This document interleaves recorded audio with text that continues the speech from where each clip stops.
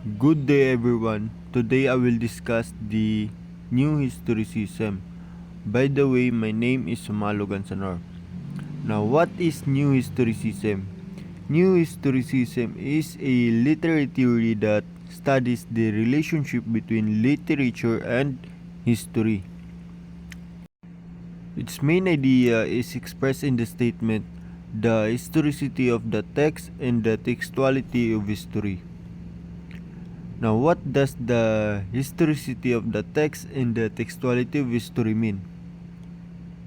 The phrase means that literary texts are influenced by historical period in which they were written, while history itself is also interpreted through written texts and documents. In other words, literature affects history and history also affects literature. The phrase New Historicism was coined by Stephen Greenblatt around 1980 along with Lever and Jonathan Dollimore. How is New Historicism defined? New Historicism is a method based on the parallel reading of literary texts and non-literary texts, usually from the same time or period. Non-literary texts may include newspapers, letters, political speeches, laws, diaries, and historical records. This theory refuses to privilege texts over historical texts. Now, why are literature and history given equal importance? In the past, literature was placed in the foreground, while history remained only as a background information. However, New Historicism believes that literature and history should occupy the same space and be given equal importance. It studies all the textual traces of the past, whether it is fictional or non-fictional. How does New Historicism connect literary and non-literary texts? New Historicism are New Historicism places literary texts within the frame of non-literary texts. It often uses historical anecdotes or real historical events to connect the literary work to its time period.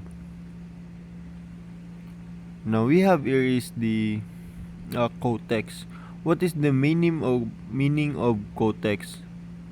Um, the traditional criticism uses historical context, but new historicism replaces context with what is called cotext. Cotext refers to the interrelated non-literary texts from the same period that help explain the literary work. An example is the Greenblatt's work, Will in the World. Now let's go with the difference between old and new historicism. So, how does old historicism view literature and history? In old historicism, it is hierarchical,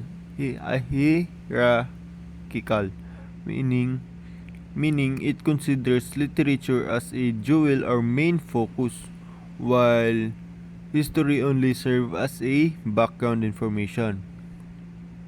It creates a historical framework in which the literary text is placed. While now, how does new historicism differ from old? How does new historicism differ from old historicism? New historicism uses parallel readings and removes hierarchy between literature and history. It is interested in history as a it is interested in history as represented and recorded in written documents or history as text.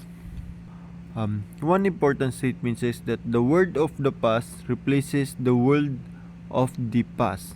This means that people understand the past mainly through written records and text.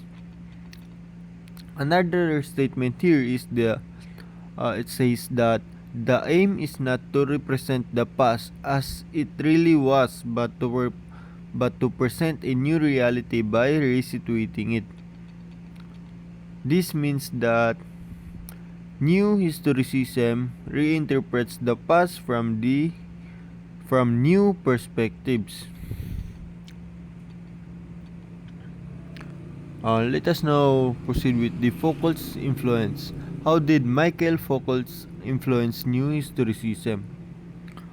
New Historicism was influenced by Michael Foucault. This theory is often anti-establishment and supports liberal ideas and personal freedom. Foucault introduced the idea of all-seeing panoptic surveillance state. This means that society is controlled through constant observations and systems of power. The panoptic state exerts power through discursive practices, meaning that ideas and ideologies are spread through language, institutions, educations, religions, and media. In New Historicism, the state is viewed as a monolithic structure, meaning it is powerful and difficult to change. Now, let us proceed with the advantages of New Historicism. One of the advantages of New Historicism is that it is more accessible and easier to understand than post-structuralist theory. Its explanations are less dense and easier to follow. The materials used are often fascinating and distinctive because they include real historical documents and events. It also explores the new territory and maintains a strong political edge while avoiding some problems of traditional Marxist criticism. Now, what did Barry and Montrose contribute to the new historicism? Barry's example and Montrose's essay on fantasies reinforced the idea that literature influenced reality and reality also influenced the literature. New historicism focuses on the how literature expresses and sometimes disguises power relations between society. It often connects literary works with other texts from the same historical period, and literature is shown to negotiate conflicting power interests. Now, why is